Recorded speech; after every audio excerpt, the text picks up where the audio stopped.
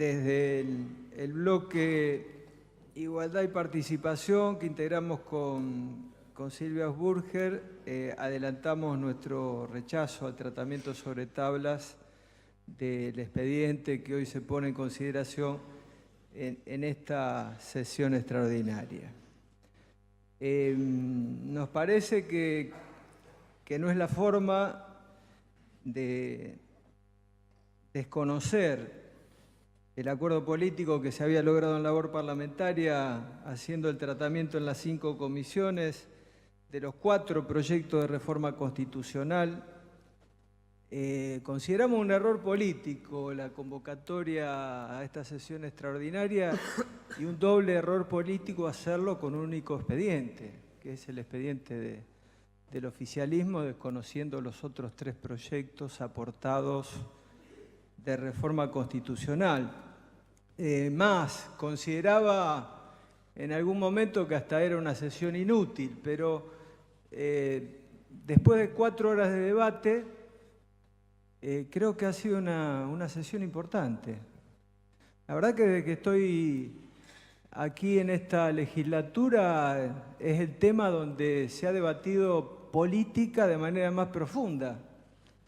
La sesión pasada rechazamos la decisión del Gobierno Nacional de quitar los fondos del Fondo Solidario sin debate en esta legislatura. Es decir, no hemos tenido en esta legislatura debates políticos de fondo, más, digo, o sea, hasta hemos clausurado esa posibilidad, se ha dicho, no, los temas nacionales que no se toquen porque producen problemas.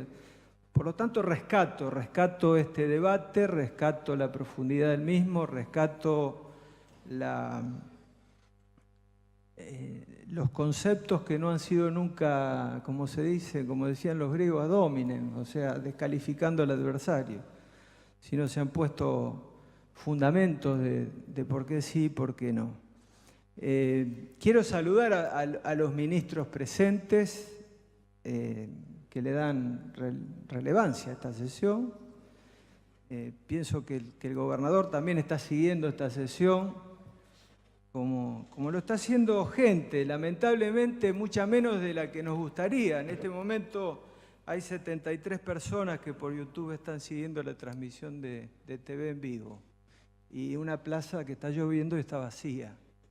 Eso expresa algunas cosas. No nos ponemos en el lugar de la no importancia de estar hoy debatiendo la reforma constitucional, porque creemos que estamos en el lugar desde que siempre es el tiempo de debatir una reforma constitucional, de resolverla y de ir para adelante con una reforma constitucional. Pero evidentemente la urgencia, me parece que está... ¿Puedo pedir silencio, presidente? Por favor, en la sala de periodistas que hagan silencio. Evidentemente que la urgencia que está pasando la sociedad hace que determinados temas sean más prioritarios que otros, pero me parece rescato de todas maneras que hoy estemos profundizando acerca del debate de la reforma constitucional. Evidentemente que se ha dicho largamente en esta sesión, nadie puede ponerse desde ese lugar de decir, bueno, si me acompañás en lo que yo planteo hoy, cuándo lo planteo y cómo lo planteo, asumís el rol de progresista, y si no me acompañás en este tema, en el momento que yo quiero, sos conservador. Creo que esto, digamos, son chicanas que se usan para los medios de comunicación, que por suerte en este debate no han aparecido. Sí aparecen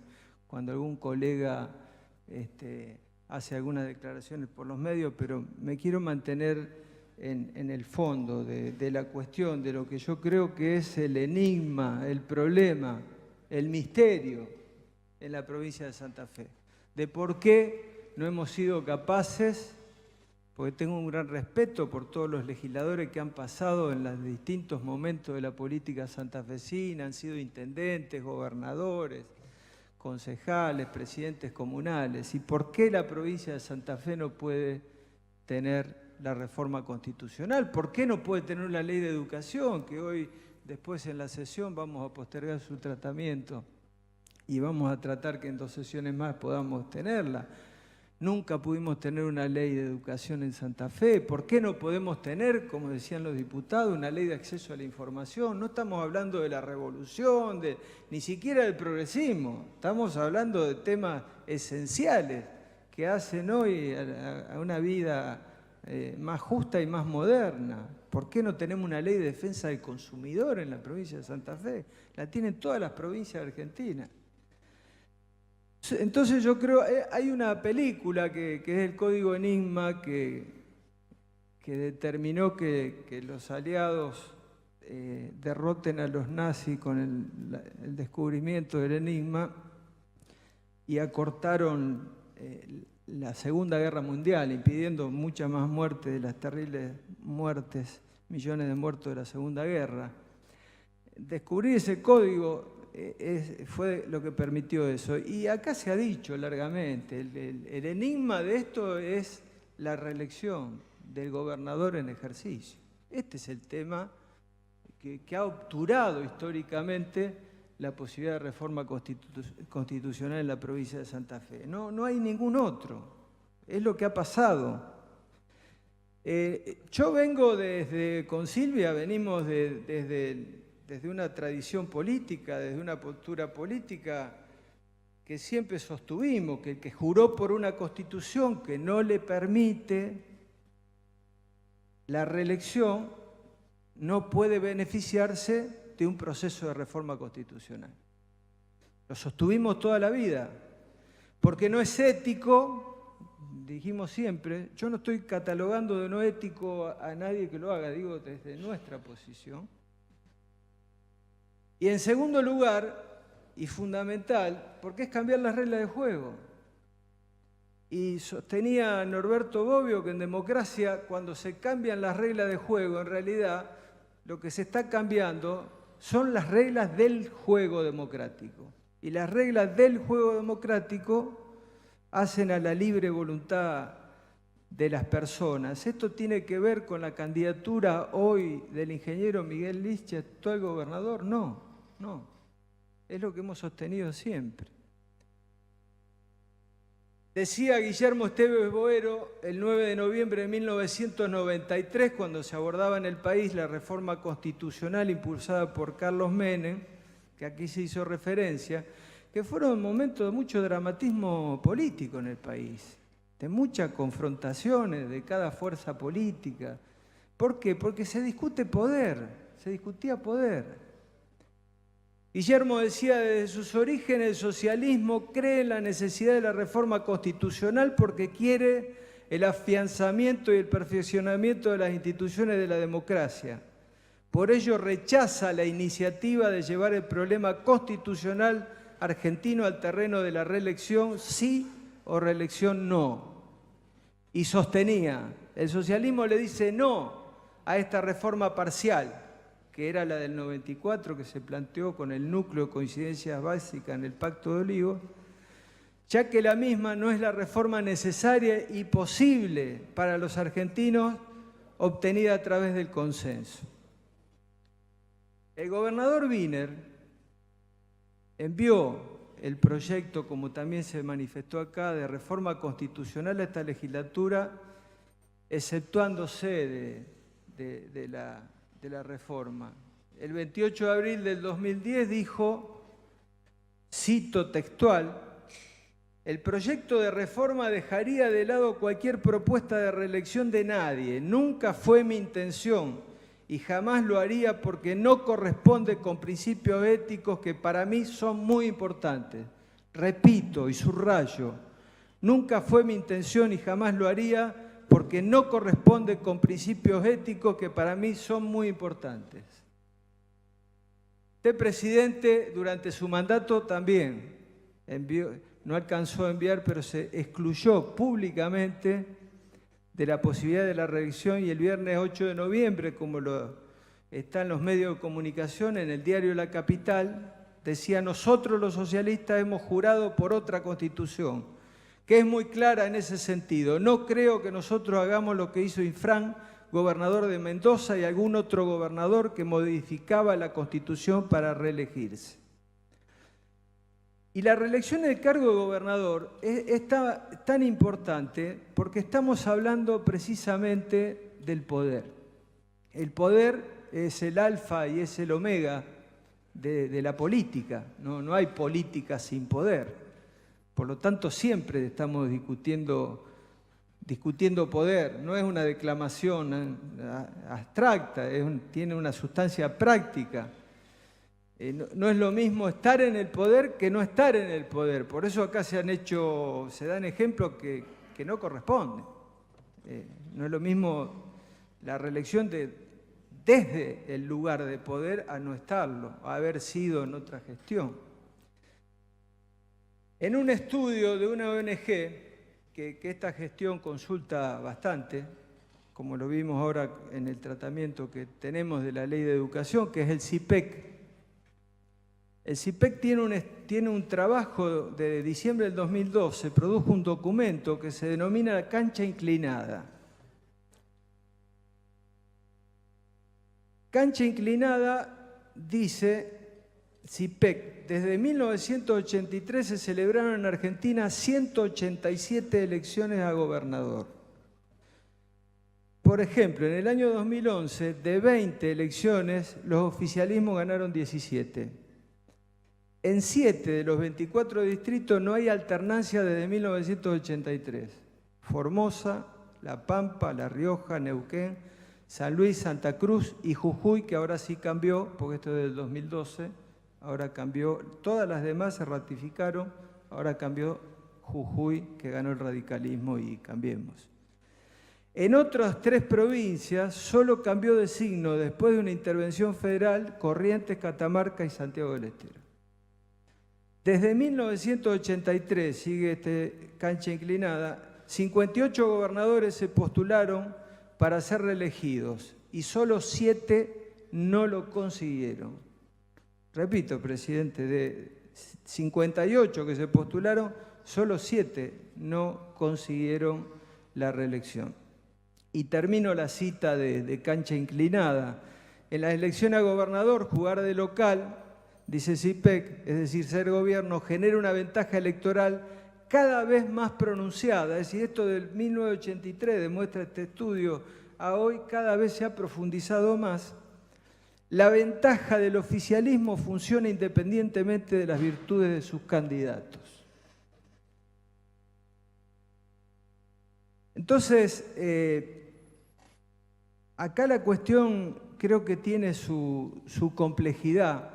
Una complejidad abordada desde lo académico y político con mucha profundidad por el doctor Oscar Blando, que saludo su presencia y la satisfacción de haberlo recibido en la Comisión de Educación. Le conocemos toda su trayectoria y su coherencia y su solvencia habitual.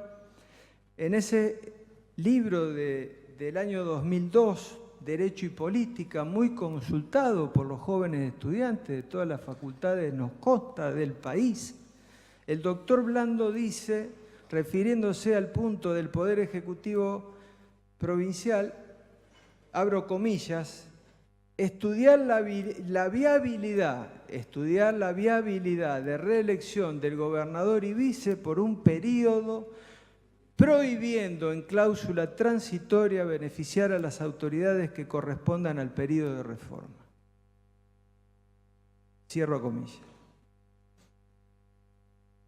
La conocida presentación, que también fue referida en este recinto, que hizo el entonces gobernador Reutemann, que recurrió a la Corte Suprema de Justicia de la Nación en el año 1993, que como todos sabemos fue rechazada por unanimidad, 9 votos a 0.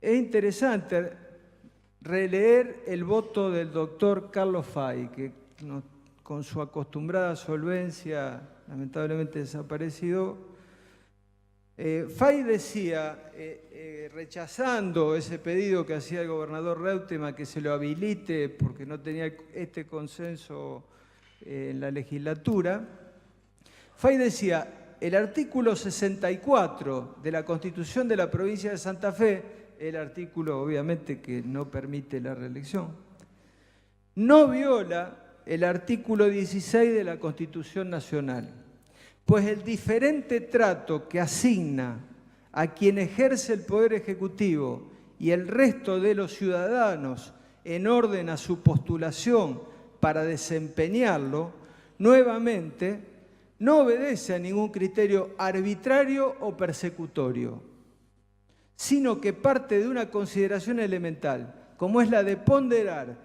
que no se encuentran en la misma situación respecto de la posibilidad de participar en un acto eleccionario el común de los ciudadanos por un lado y quien ejerce el poder por el otro. Cierro comillas, creo que en este párrafo el doctor Fay decía,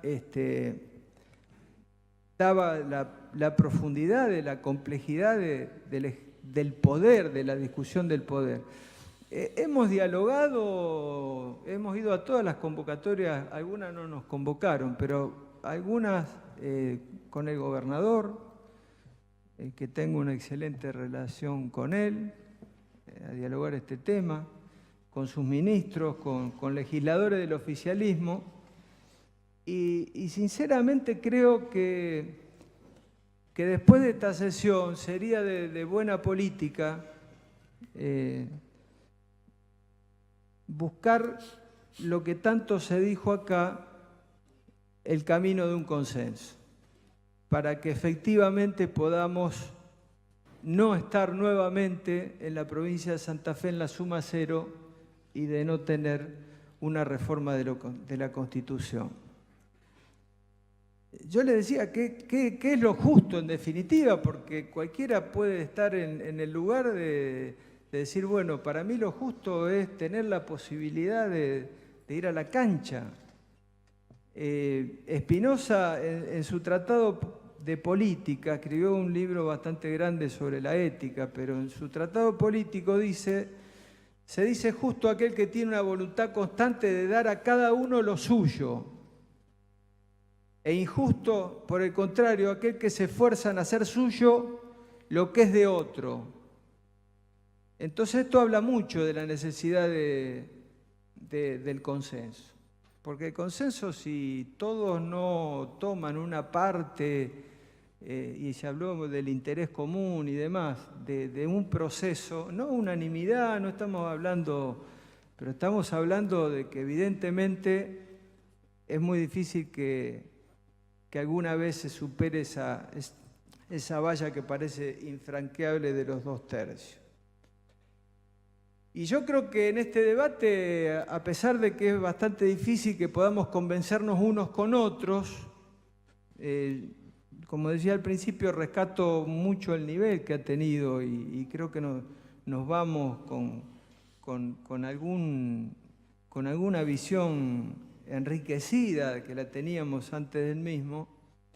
Y en un interesante opúsculo de hace muchos años, desde hace varios siglos atrás, Schopenhauer, en El arte de tener razón, exponía 38 estrategias para convencer al adversario. Yo creo que acá, aunque hablemos de las 38, no vamos a convencer ninguno con ninguno.